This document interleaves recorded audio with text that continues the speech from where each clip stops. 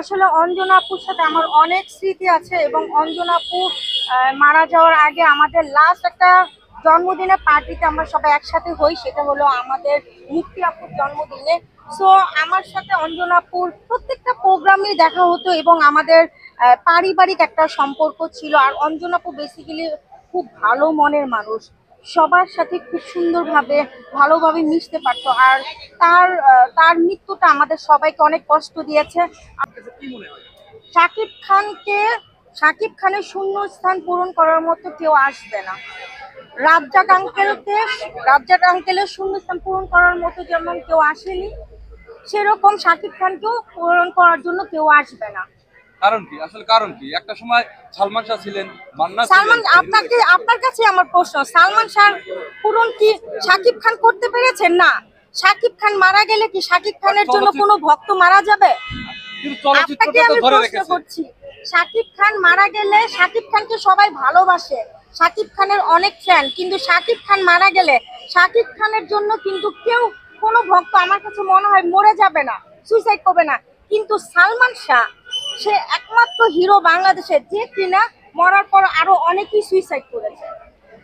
আপা শাকিব খান তো এখন দেখা যাচ্ছে যে বিদেশি নায়িকা নিয়ে এসে বেশি কাজ করছে, দেশি নায়িকরা কিন্তু কোনো সুযোগ পাচ্ছে না তার সাথে। আচ্ছা, এই বিষয়টা আমরা একজন অভিনেত্রী হিসেবে আপনি কিভাবে বলেন? শাকিব খানের উচিত, দেশের মধ্যে অনেক সুন্দর সুন্দর নায়িকা আছে, অনেক সুন্দর সুন্দর আর্টিস্ট আছে। কারণ আমি বিশ্বাস করি, আমি তো শাকিব ভাইয়ের সাথে কাজ করেছি, শাকিব ভাই একটা কথাই যথেষ্ট, সেই পরিচালকরা প্রডিউসাররা নিতে বাধ্য। শাকিব ভাই যদি বলে আমি ওই আর্টিস্টের সাথে কাজ করব, পরিচালকরা তাকে নিয়েই কিন্তু কাজ করবে।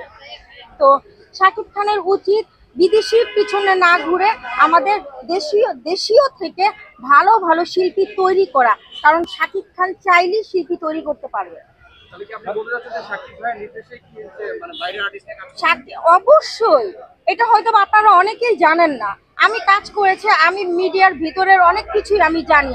আপনারা সাংবাদিকরা, এই যে আমি এখানে আছি এই যুগ পর্যন্ত, আপনারা কিন্তু ভিতরে মিশতে পারেন না। আমি যতটুকু বলবো ততটুকু হয়তো বা কম বেশি করে আপনারা লেখালেখি করবেন বা প্রচার করবেন, কিন্তু ভেতরের কথা হলো শাকিব খান যদি চায় একটা ছেলে শিল্পী হোক আর একটা মেয়ে শিল্পী হোক, তাকে স্টার করতে পারে। কারণ শাকিব খানের কথাই প্রযোজক পরিচালক শুনে।